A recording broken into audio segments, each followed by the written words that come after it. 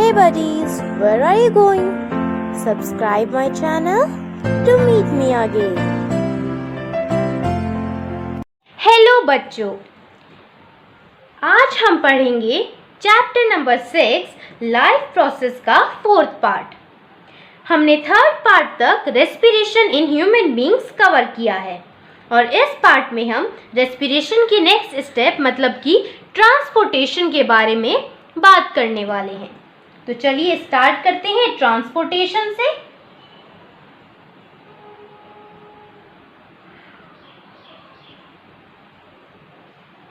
सबसे पहले हमें जानना है कि ट्रांसपोर्टेशन होता क्या है।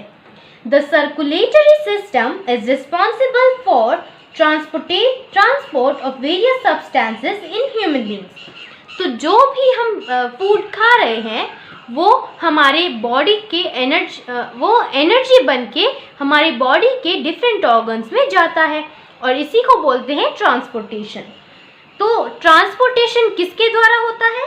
सर्कुलेटरी सिस्टम के द्वारा ट्रांसपोर्टेशन होता है। जैसे रेस्पिरेटरी सिस्टम के द्वारा रेस्पिरेशन होता है, उसी तरह सर्कुलेटरी सिस्टम के द्वारा ट्रांसपोर्टेशन होता है। तो यहाँ पर हम लिख सकते हैं transportation is performed by circulatory system. It is composed of the heart, arteries, veins and blood capillaries. तो सर्कुलेटरी सिस्टम में क्या क्या होता है? Heart, arteries, veins and blood capillaries. तो ये है जो सर्कुलेटरी सिस्टम में होता है। Okay, blood plays the role of the carrier of substance. और ब्लड इसमें ब्लड क्या होता है? एक कैरियर होता है, मतलब कि ब्लड एक मीडियम है। Blood is a medium through which substances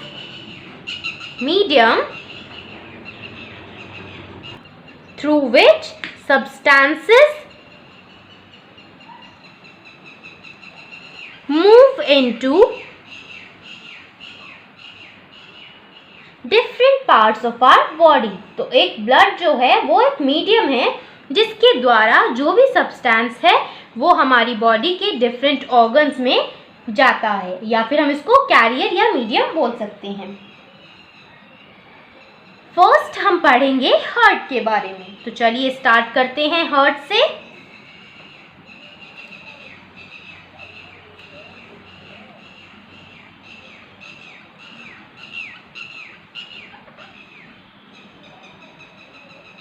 circulatory system में सबसे पहला जो ऑर्गन है वो है हार्ट।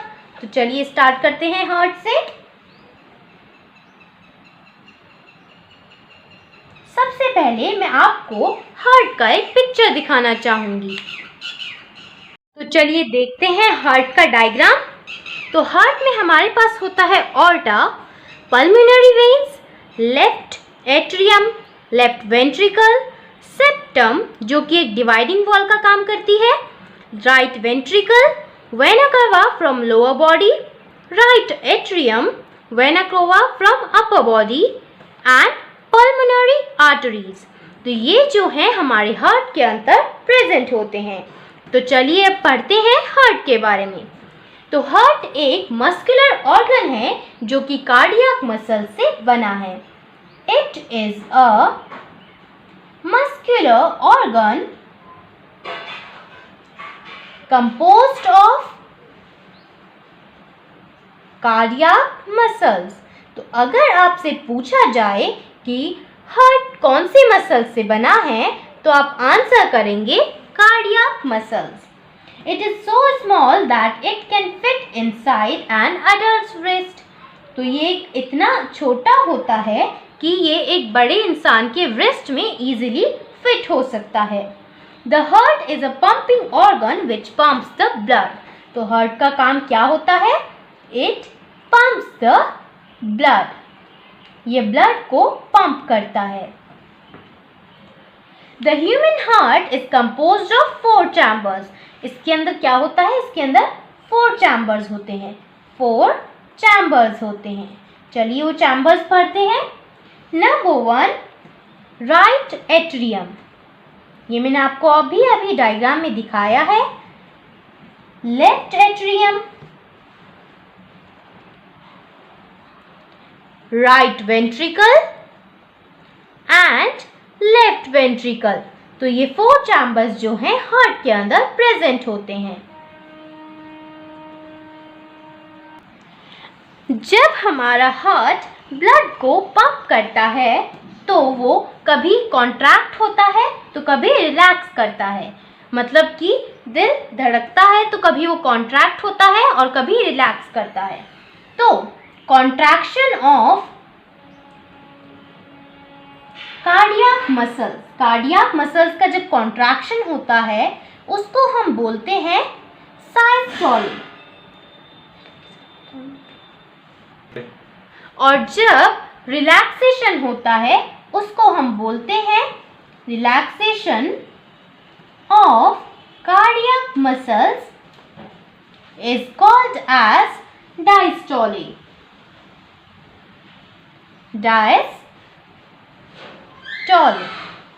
ओके, तो ये हमारे हार्ट के बारे में था। अब देखते हैं नेक्स्ट है हमारा सर्कुलेटरी सिस्टम में आर्टरीज। तो चलिए आर्टरीज के बारे में पढ़ते हैं।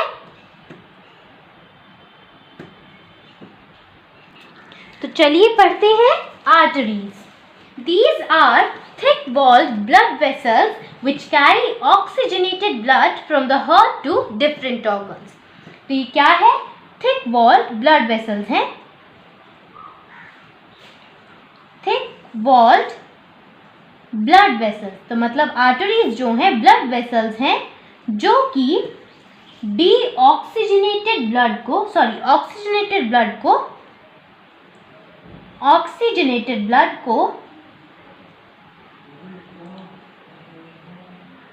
हार्ट से डिफरेंट ऑर्गन्स में लेकर जाती है। ओके, तो आर्टरीज का काम क्या है? ऑक्सीजनेटेड ब्लड को हार्ट से डिफरेंट ऑर्गन्स में लेकर जाना। Pulmonary arteries are exceptions because they carry deoxygenated blood from the heart to lungs. तो एक पल्मोनरी आर्टरीज होती हैं। आर्टरीज में ही क्या है? पल्मोनरी आर्टरीज है, ये एक्सेप्शन है। पल्मोनरी आर्टरीज जो है एक्सेप्शन है बिकॉज ये क्या करती हैं? ये डीऑक्सीजनेटेड ब्लड को हार्ट से लंग्स तक लेकर जाती है। हार्ट से लंग्स तक लेकर जाती है। तो ये जो आर्टरीज हैं वो एक्सेप्शन का केस मान जाती हैं, where oxygenation of blood takes place. और लंग्स में जाकर क्या होता है? ऑक्सीजनेशन होता है ब्लड का, ऑक्सीजनेशन ऑफ ब्लड। एक बार फिर से इसको समझ लेते हैं। आर्टरीज क्या है? थिक वॉल्ड ब्लड वेसल्स हैं जो कि ऑक्सीजनेटेड ब्लड को हार्ट से डिफरेंट ऑर्गन्स में लेकर जाती हैं। लेकिन पल्मोनरी आर्टरीज जो हैं वो एक एक्सेप्शन है जो कि डीऑक्सीजनेटेड ब्लड को हार्ट से लंग्स में लेकर जाती है और लंग्स में जाकर उस ब्लड का क्या होता है? ऑक्सीजनेशन हो जाता है। नेक्स्ट है हमारा वेन्स। चलिए देखते हैं veins. These are thin walled। तो ये जो थी आर्टरीज जो होती हैं थिक वॉल्ड होती हैं और ये है थिन वॉल्ड ब्लड वेसल्स। तो आप एक डिफरेंस इसके अंदर जान चुके हैं कि ये क्या है? थिन वॉल्ड है ब्लड वेसल्स। और ये क्या करती हैं? इनका काम जो होता है वो ये होता है कि ये डीऑक्सीजनेटेड ब्लड को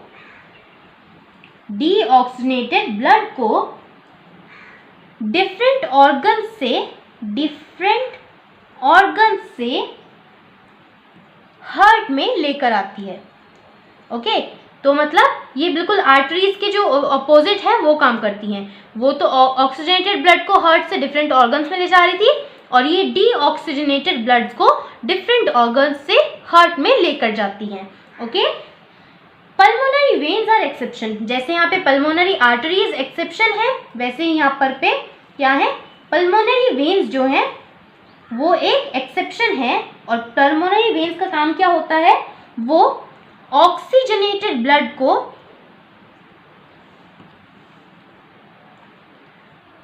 लंग्स से हार्ट में लेकर आती है। ओके, तो इसमें क्या हुआ, पल्मोनरी आर्टरीज जो है बिल्कुल अपोजिट है पल्मोनरी वेन्स की। Okay, veins, valves are present in veins to prevent back flow of blood. अब वेन्स के अंदर एक और चीज होती है वॉल्व्स, और ये क्या काम करती हैं, प्रिवेंट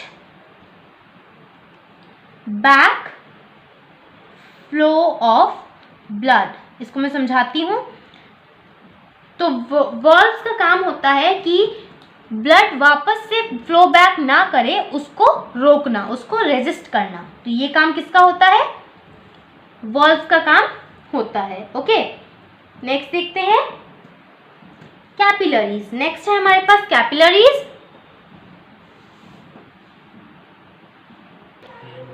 तो कैपिलरीज जो हैं,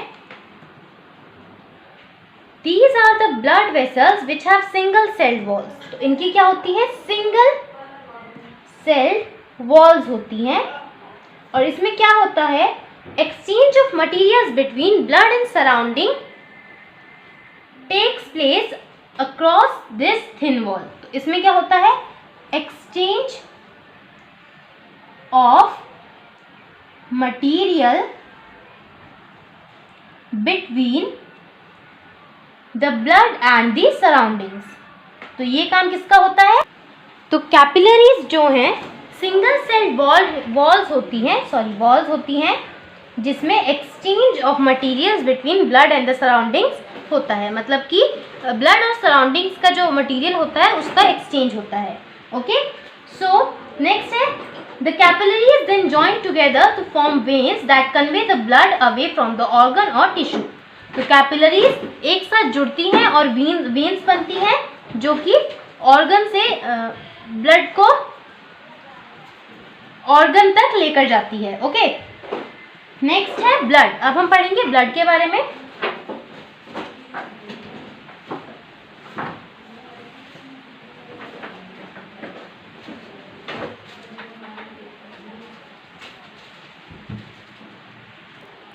तो देखिए, ब्लड जो है एक कनेक्टिव टिश्यू है जो कि एक कैरियर या फिर मीडियम का रोल प्ले करता है सब्सटेंस को एक पार्ट से दूसरे पार्ट में ले जाने के लिए। ओके, तो it is a connective tissue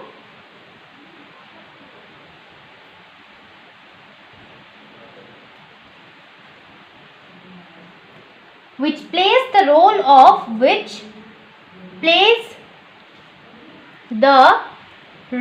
of a carrier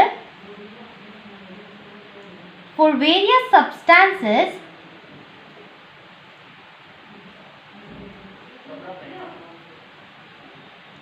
in the body।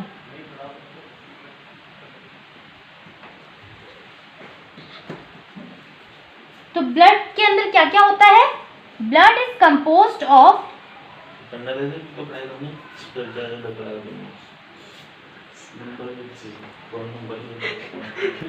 तो ब्लड के अंदर क्या होता है, प्लाज्मा, सेकेंड ब्लड सेल्स और एंड प्लेटलेट्स। तो ये जो 3 कंपोनेंट्स हैं वो ब्लड के अंदर होते हैं। तो सबसे पहले हम पढ़ेंगे ब्लड प्लाज्मा के बारे में। ब्लड प्लाज्मा एक पेल कलर्ड लिक्विड है which is mostly composed of water. Blood plasma form the matrix of blood. तो सिंपली इसको पढ़ लेते हैं। तो ब्लड प्लाज्मा क्या है, पेल कलर्ड लिक्विड है, pale coloured liquid mostly composed of water, mostly of water, जो कि ज़्यादा से ज़्यादा क्या है, वाटर है। और ये क्या बनाता है, फॉर्म्स द मैट्रिक्स, एक मैट्रिक्स बनाता है, forms the matrix of blood. तो ये मैट्रिक्स बनाता है ब्लड के लिए। तो ये था ब्लड प्लाज्मा। नेक्स्ट है ब्लड सेल्स। ब्लड सेल्स हमारे 2 टाइप्स के होते हैं, ये आपने पहले भी पढ़ा होगा। कौन कौन से 2 टाइप्स के होते हैं, रेड ब्लड सेल्स आरबीसीज और वाइट ब्लड सेल्स डब्ल्यूबीसीज।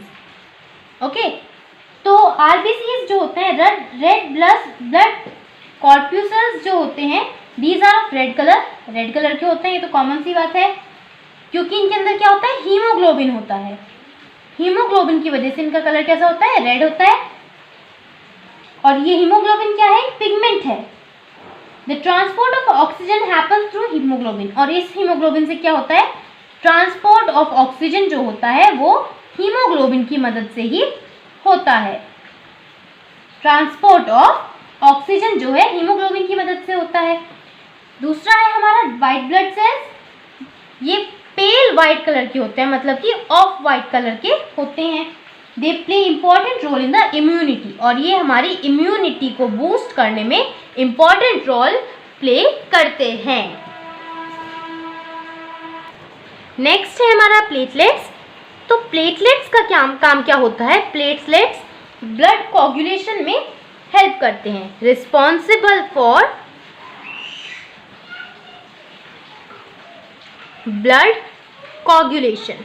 कोगुलेशन होता है जब कभी हमें चोट लग जाती है तो खून जो है लगातार बहता रहता है, तो उसको रोकने के लिए जो होता है ब्लड कोगुलेशन होता है, मतलब वो थोड़े टाइम बाद खुद रुक जाए, वो काम प्लेटलेट्स करती है। ओके, और इस मैकेनिज्म को हम बोलते हैं ब्लड कोगुलेशन। तो ये क्या प्रिवेंट करता है? एक्सेस लॉस ऑफ ब्लड को प्रिवेंट करता है, मतलब कि हमारा जो ब्लड है वो ज़्यादा से ज़्यादा एक्सेस में लॉस ना हो, उसको ये प्रिवेंट करता है।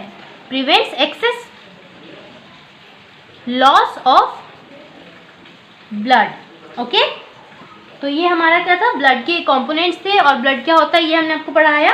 नेक्स्ट देखते हैं lymph.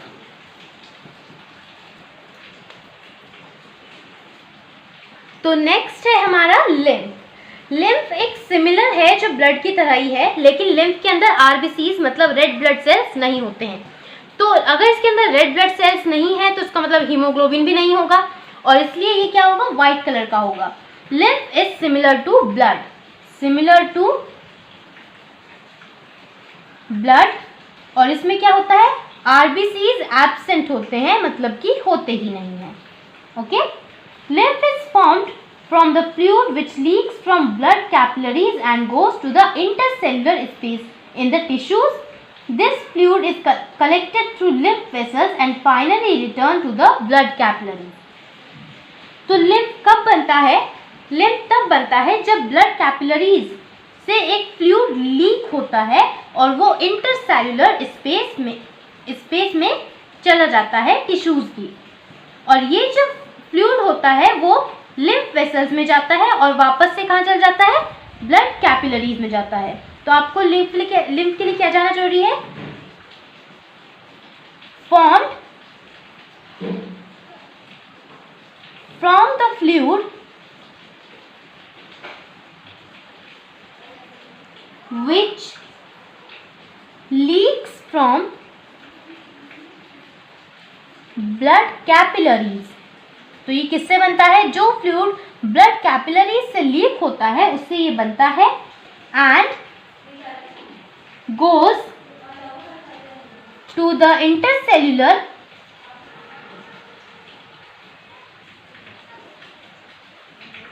Space in the tissues, और उसके बाद ये किसमें जाता है? जो इंटरसेल्युलर स्पेस होती है टिश्यूज में, उसमें जाता है। This fluid is collected through lymph vessels, collected through lymph vessels. Lymph vessels से collect होता है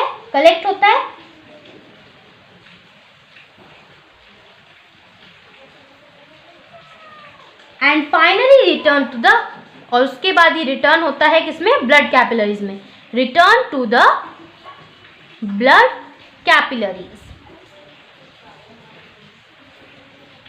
lymph also plays an important role in the immune system. तो ये जो है इम्पॉर्टेंट रोल प्ले करता है किसमें? इम्यून सिस्टम को बूस्ट अप करने में। Important role in immune system.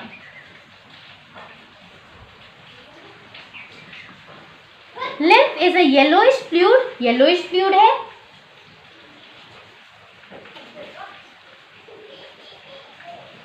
escape from the blood capillaries into the intercellular spaces contain less proteins than blood। ठीक है, इसके अंदर कम प्रोटीन्स होते हैं ब्लड से। lymph flows from the tissues to the heart assisting in transportation and destroying germs। तो इसका जो मेन वो है पर्पस ये है, flows from the टिश्यूज, जो भी टिश्यूज हमारी बॉडी में होते हैं, टिश्यूज से किस में जाता है, हार्ट में जाता है, और क्या करता है, जर्म्स को डिस्ट्रॉय करता है, destroying germs.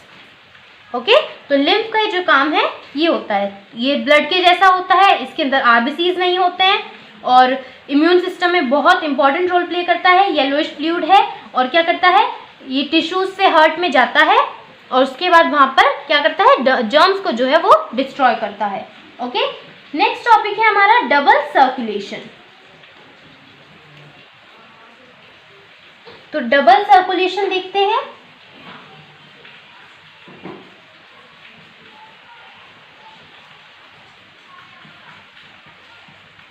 In the human heart, blood passes through the heart twice in one cardiac cycle. तो ह्यूमन हार्ट में क्या होता है, एक कार्डियक साइकिल में 2 बार जो है ब्लड पास होता है। This type of circulation is called double circulation. इसको आप लिख सकते हैं, in the human heart blood passes through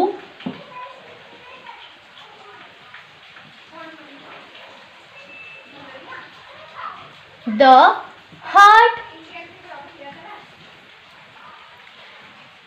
twice in one cardiac cycle। तो वो क्या करता है, ब्लड जो है 2 बार पास होता है 1 कार्डियक साइकिल में और इसी को हम क्या बोलते हैं, डबल सर्कुलेशन कहते हैं।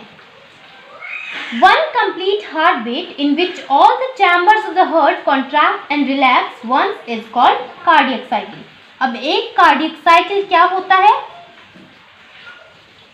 one complete heartbeat, complete heartbeat मतलब कि उसमें क्या होगा, एक बार कॉन्ट्रैक्शन हो जाएगा और एक बार रिलैक्स हो जाएगा, जिसमें कि एक बार कॉन्ट्रैक्शन होगा और एक बार रिलैक्सेशन होगा, उसको हम कंप्लीट हार्टबीट बोलेंगे और इस कंप्लीट हार्टबीट को हम क्या बोलेंगे, कार्डियक साइकिल। ओके, तो 2 बार कार्डियक साइकिल जब होगा तो डबल सर्कुलेशन माना जाएगा। The heart beats about 72 times per minute in a normal adult. 72 times per minute beat करता है हार्ट नॉर्मल अडल्ट में। And the heart pumps out 70 millilitre blood. और एक कार्डियक साइकिल में, 1 कार्डियक साइकिल में जो ब्लड जो हार्ट है वो 70 मिलीलीटर तक ब्लड जो है पंप कर देता है। तो ये थोड़ा सा आपका लर्न करने वाली चीज़ है कि 72 टाइम्स जो है पर मिनट हार्ट बीट करता है। एक कार्डियक साइकिल में 70 मिलीलीटर ब्लड जो है पंप हो सकता है। The heart about 4900 millilitre blood in a minute. और 1 मिनट में क्या होगा, 1 मिनट 4900 मिलीलीटर ब्लड जो है पंप हो सकता है। Okay, double circulation ensures complete segregation of oxygenated and deoxygenated blood which is necessary for optimum energy production in warm blooded animals. तो डबल सर्कुलेशन क्या करता है, डबल सर्कुलेशन इंश्योर करता है, ensures complete segregation of oxygenated and deoxygenated।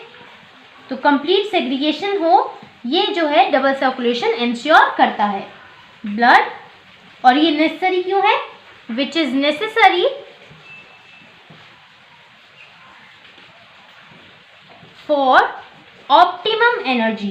Optimum energy को avail करने के लिए ये necessary energy production.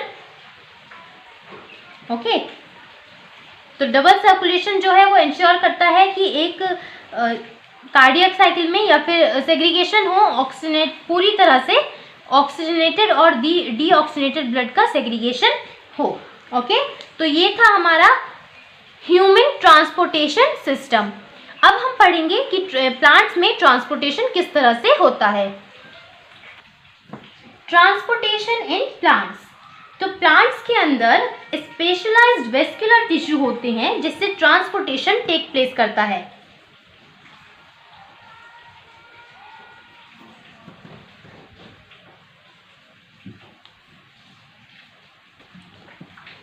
There are two type of vascular tissues in plants। तो ये दो टाइप के होते हैं। पहला है हमारे पास जाइलम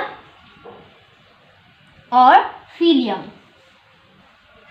तो ये दो टिश्यूज होते हैं जो ट्रांसपोर्टेशन करते हैं प्लांट्स के अंदर। Xylem is responsible for transportation of water और मिनरल्स। तो ये क्या करता है? Transportation of water and minerals और वाटर का ट्रांसपोर्टेशन जाइलम करता है। कंपोज्ड ऑफ किसका बना हुआ है? Composed of tracheids, xylem vessels, xylem parenchyma,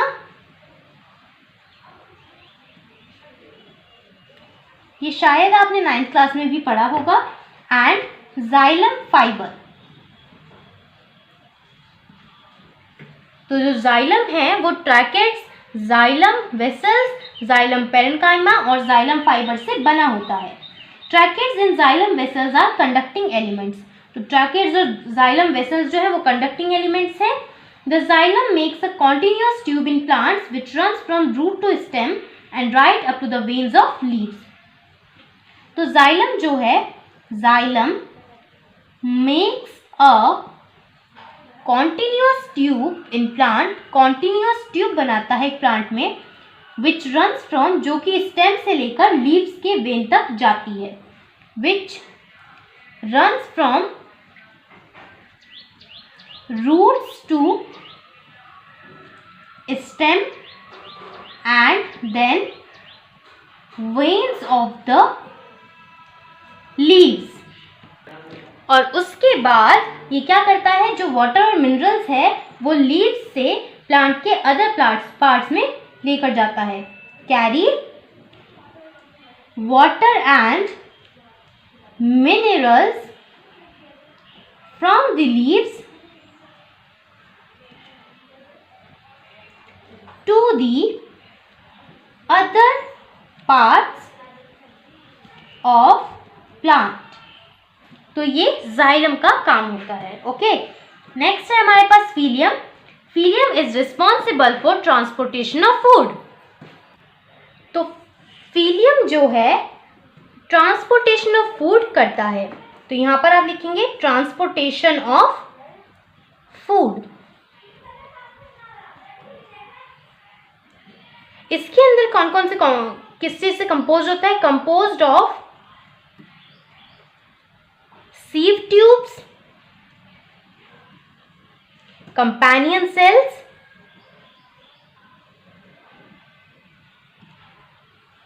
cilium parenchyma,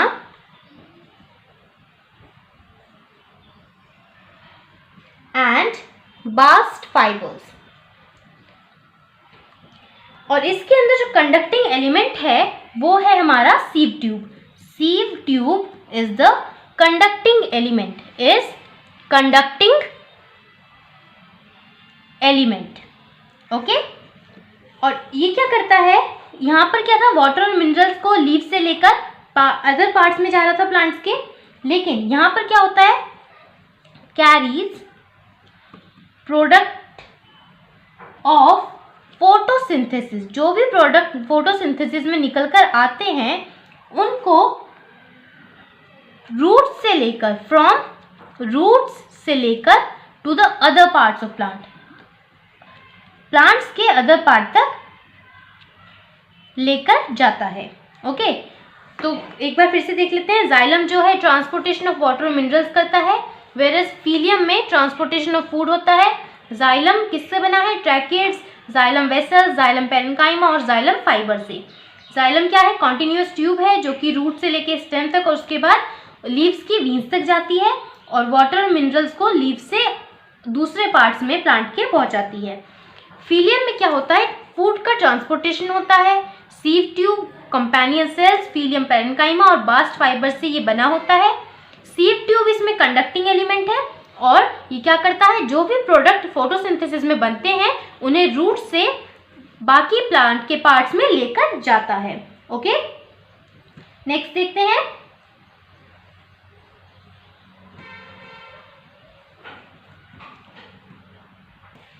तो ट्रांसपोर्टेशन इन प्लांट्स का लास्ट टॉपिक है ascent of SAP.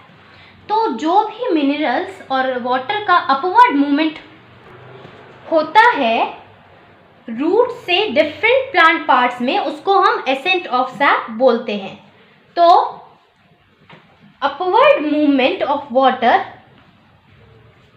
Upward movement of water and minerals from root to plant parts